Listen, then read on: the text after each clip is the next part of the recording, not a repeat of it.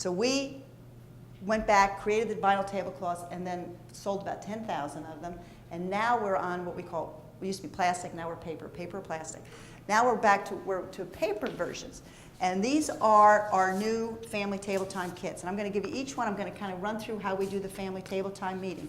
But right now we have a binder that has 52 weeks in it. And if we can just leave it like this for a minute, I'll talk you through the agenda. And we had them sit at the table, or rather plan the meal with us. They're the leader.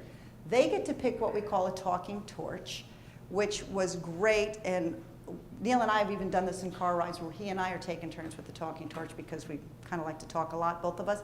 But if whoever has this talking torch gives them the floor. What we were doing with our kids is we were teaching them to be better listeners, learn to take turns. And what we were doing with my husband was teaching him to be a better listener and to take turns. And I guess he'd say the same about me too. But he's not here, so I can say whatever I want about him. But it was a great tool, this talking torch. So we start the meeting, we have our nice meal together, we clear the table off, and we start the meeting. This agenda is on our refrigerator all week long with a pen or pencil nearby. We say put it in a high traffic area.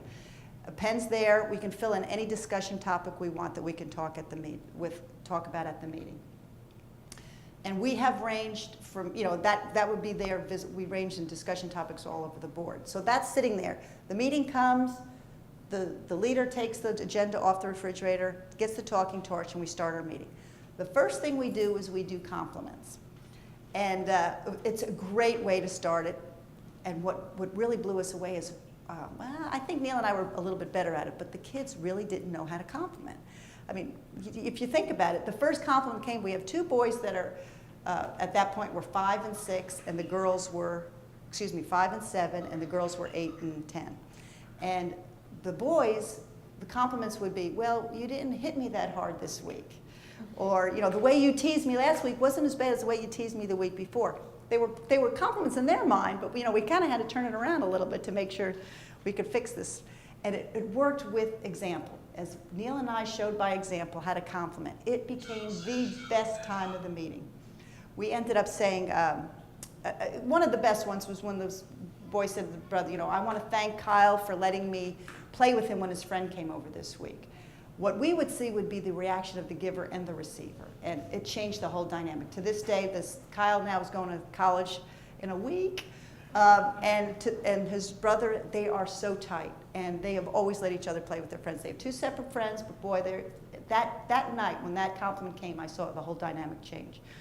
And that's how all the compliments would work in the family. Everybody would be giving compliments, and we would see that it would kind of pay it forward a little bit going outside the home. So we love the compliment part, plus it started in a real positive way when you're doing the meeting. Then the next part would be the discussion topics. And that's when whoever wrote something down would get the talking torch, and they'd get to talk of what they wrote. And we have covered the gamut. I'll give you the one that I loved, which is the word help was on it. And someone said, who wrote that? And I raised my hand. I go, that'd be me. So I get the talking torch, and I said, okay, guys, I feel like I'm everybody's maid in the house. We were living in Connecticut at the time. I said, you guys come home, you throw your book bags on the floor, the boots out there, and you guys go off, and I'm left to clean up. Not to mention work papers that came home, too.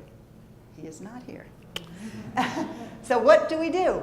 And you know what I did is I stopped talking, and then they took the talking torch. And when they decided that they could be part of the solution, oh man, it was just like a genius idea.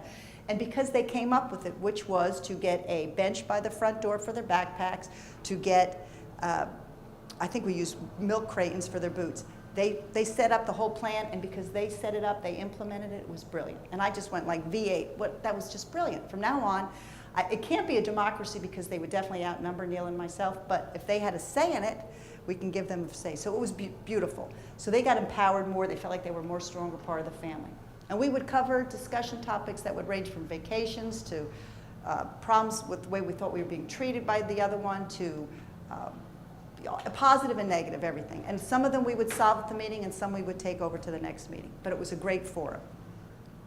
The next part of the meeting is a value of the week, and I think that's number 3 on here. But that's number 4. That's where I absolutely love this part. And we talked about, we live by example, but we are the Kimballs, and our kids needed to know who we are and what we represent, as much with words as by action. So we said that once a week we were going to define a value that we thought was very important to our family, and define it, make sure the kids understood it, and then the job was to use it during that week. We did Be Thankful. It was around Thanksgiving, and we said, guys, want you to understand the word thankfulness, and we're going to define it. And Neil and I took this on real serious. We used it as well as they did. We have to be thankful. We have to show that we're thankful, and the people that we meet during the week, I want you to do genuine thank yous to. Give them eye contact and say thank you to them. And this could be coaches, teachers, grocery store clerks, bus drivers. Let's just spend the week saying thank you to people. And the idea is you define the value, and then you come back next week and you tell stories of how the world received it. Well, we did thankfulness, and Caitlin at the time was a middle school up in Connecticut. She was in 6th grade. She came home, she goes, oh, I can't wait to tell you the story about thankfulness. She goes, today I'm in the cafeteria and I'm putting my tray in the hole. Now, do you guys know what the hole is in the cafeteria? You don't see faces. You know, you slide it in, the hands come in, and they just grab your tray. She goes, I'm putting my cafeteria tray in the hole. And all of a sudden, this hand comes out and grabs me by the wrist. And she goes, you, stop right there.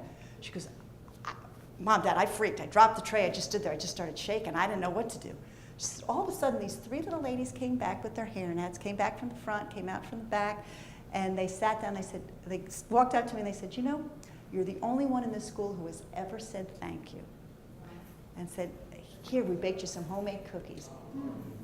Now, my kids did the same thing, went, oh, but they did it with, oh, cookies? I'm thinking, yeah, you got rewarded. But it was incredible. The next part of the meeting is upcoming activities, where we talk about what we're doing this upcoming week, and to see who won't make a meal, but plan your next meeting.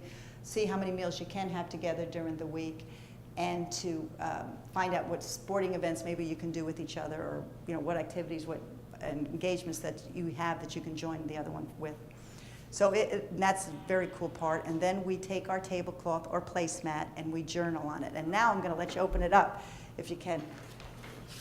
We make it as simple as we can. Now, again, this is the family table time version. We're hoping to do it from your ears and eyes to how we can make this better, but we try and give one square on the top where you can draw a family activity that you did together. We make this free area for the pictures or memories to be writing on what you did during the week that was important. And we kind of give the instructions here. So, draw and write, create your own memories about something you want to remember from this week. It's all about planning to do things together and recording what you have done together. We have, when we shared it with these families, all 19 of them wanted to do it, and all wanted to do it for different reasons. We have also, they wanted to get their husbands home from dinner, some wanted to get their wives home for dinner, some had teenagers and would love to get more than a one-word answer from a teenager.